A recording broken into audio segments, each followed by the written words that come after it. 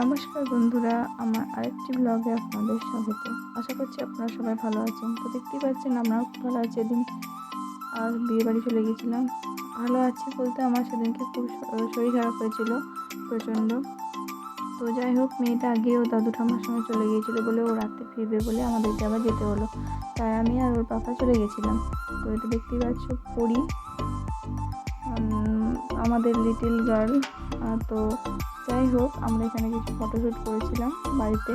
তারপর ওখানে পৌঁছিয়ে পর কিছু নতুন বউয়ের সঙ্গে ফটোশ্যুট করা হলো। তো আগেই বলেছি আমরা ছেলে পক্ষের।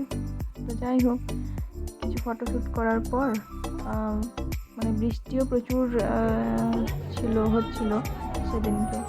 আমরা যখনকে বের হয়ে সন্ধ্যাবেলা প্রচুর মেট্রো এসেছিলো, বিদ্যুৎও দিচ্ছিলো, কিন্তু তাও ভয় করে বেরোলাম, কেননা মেয়েটা আসবো বলেছিল। আর যেখানে আমরা এসে পৌঁছে গেছি রাস্তাতে প্রচুর জঙ্গল রাস্তাও ছিল।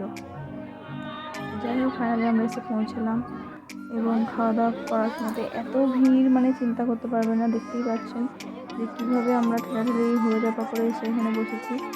তো আমরা এখন লাইন দিয়ে দাঁড়িয়ে আছি। তো যাই হোক, ফাইনালি একটা বড় যুদ্ধ জয় করে এখানে সিট পেয়েছি। বাট আফসোস, পরীর পাপা আমাদের কাছে বসতে দিল না। এই ভদ্রলোক দুজন বসেছিল।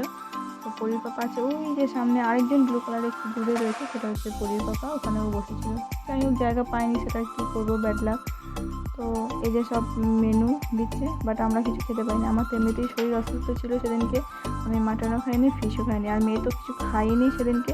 মানে পাশেই রান্না হচ্ছিলো, তাই রান্নার ঝাঁঝটাও এদিকে আসছিলো, ফ্যান চলছিল, বাট প্রচণ্ড গরম হাওয়াটা আসছিলো।